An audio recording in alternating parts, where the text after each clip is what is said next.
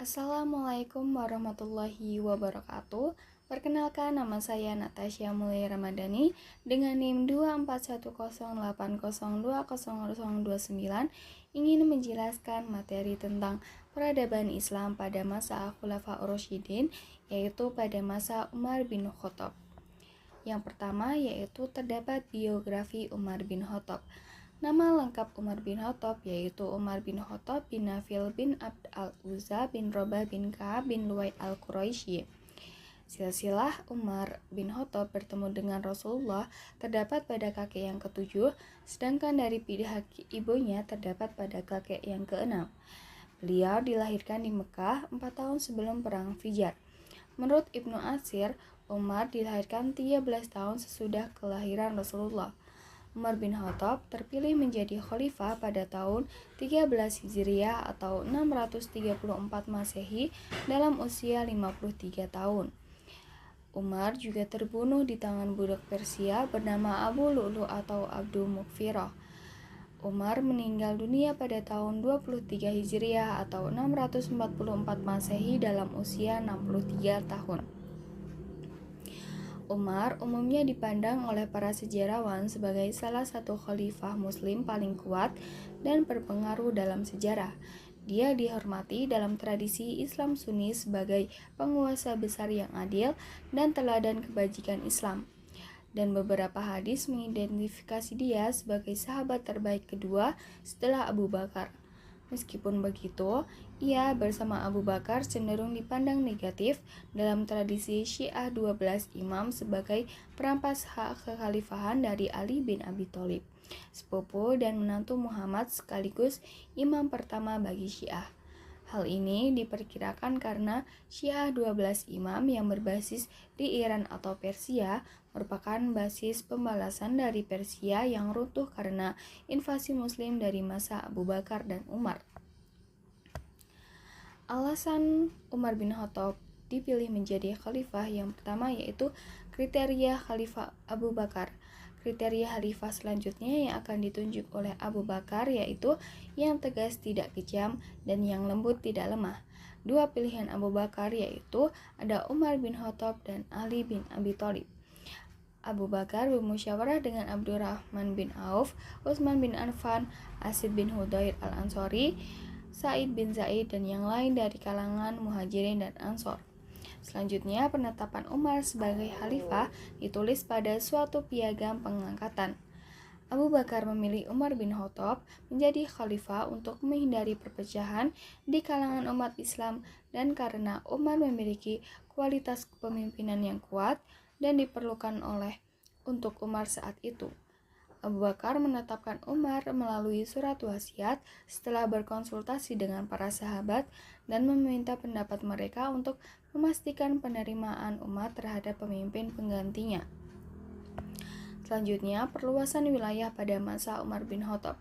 Pada masa Khalifah Umar bin Khattab, wilayah kekuasaan Islam meluas secara signifikan hingga keluar Jazirah Arab, yaitu mencakup Persia, Irak, Suriah, Palestina, Mesir, dan sebagian Afrika Utara. Ekspansi ini berhasil menaklukkan dua kekuatan besar saat itu, yaitu Kekaisaran Persia dan Romawi Timur atau Bizantium, serta membawa Islam menjadi kekuatan dunia yang disegani. Wilayah yang berhasil ditaklukkan yaitu Persia. Wilayah Persia berhasil ditaklukkan setelah pertempuran di Nahrawan. Yang kedua ada Irak, yaitu wilayah Irak juga menjadi bagian dari kekuasaan Islam. Yang ketiga ada Suriah, kota-kota besar seperti Damaskus, Aleppo, Homs, dan Antioquia berhasil ditaklukkan setelah pertempuran Ajnadin. Yang keempat ada Palestina. Umar bin Khattab adalah khalifah pertama yang berhasil menaklukkan Baitul Maqdis atau Yerusalem. Yang kelima ada Mesir. Seluruh Mesir berhasil dikuasai setelah Alexandria ditaklukkan pada tahun 642 Masehi. Yang terakhir yaitu ada Afrika Utara. Sebagian wilayah Afrika Utara juga masuk ke dalam wilayah kekuasaan Islam. Selanjutnya ada administrasi negara pada masa Umar bin Khattab. Yang pertama yaitu membentuk 8 wilayah provinsi yaitu Mekah, Madinah, Syria, Jazirah, Basrah, Kufah, Palestina, dan Mesir. Yang kedua, menertibkan sistem pembayaran gaji dan pajak tanah. Yang ketiga, mendirikan pengadilan negara dalam rangka memisahkan lembaga yudikatif dengan lembaga eksekutif. Yang keempat, ada kepala negara dibantu oleh Al-Khatib atau sekretaris negara yang dijabat oleh Zaid bin Sabit dan Abdullah bin Arqam. Yang kelima, membentuk jawatan kepolisian untuk menjaga keamanan dan ketertiban serta menangkap penjahat.